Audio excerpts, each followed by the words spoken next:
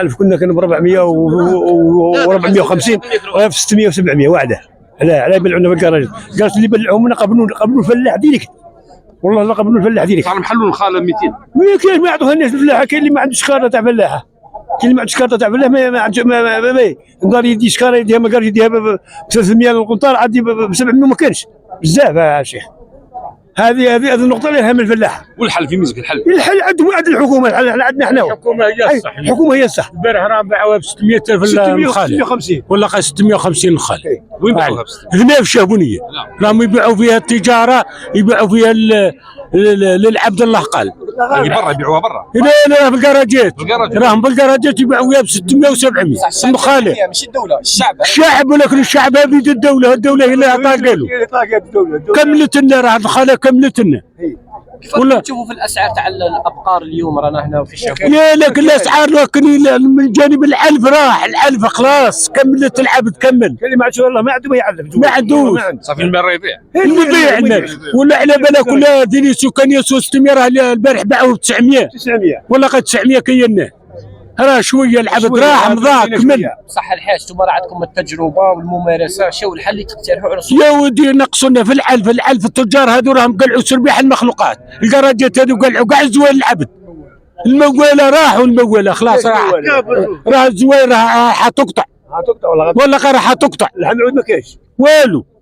والزويله اللي راح شو عنده معزه كملها، اللي عنده نعجه كملها، اللي عنده بقره كملها. عرف نجيبوا لها العرف، الارض جافه. والو عندنا الجفاف. الارض جافه. وجه رساله لوزير الفلاحه. الوزير الفلاحه شنو تقول له؟ وجه له واش نقول له؟ نقول له يا ودي يا رب العالمين تكون مع الشعب، الشعب قول له راه ضاع. فلاحه ضاعوا. كملوه التجار اصحاب الكراجات كملوه.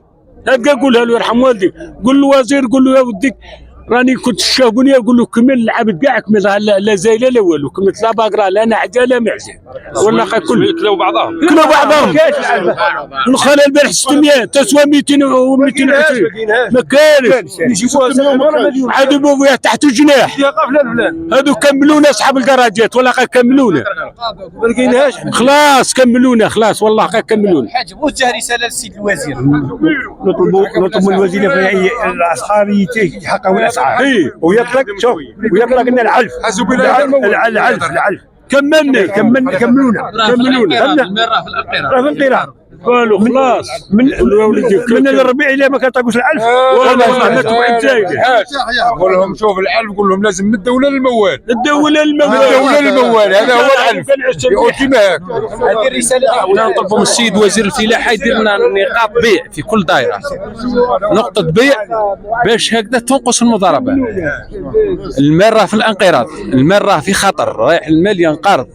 مش باقي له ممكن اواخر 2026 كل المال في الانقراض. احنا باه نبيعوه يعني العلوش نبيعوه الكبش ب 30 مليون ماناش خارجين. راهي الماشيه تاكل يوميا 20,000. البوطان تاع القرط راه ب 150، القنطار تاع النخاله ب 600، الشعير ب 600 وما كانش. لا قول لهم الدوله. احنا نطلبوا من السيد وزير الفلاحه يهبط للميدان ويشوف بعينه. احنا المال راه في الانقراض. والعلف قول له العلف راه غالي. لا العلف قول له من الدوله للموال. هذا ما نعرف، انا نعرف هذا كيما هكا. بعضنا بعض ما يلحقناش كاع.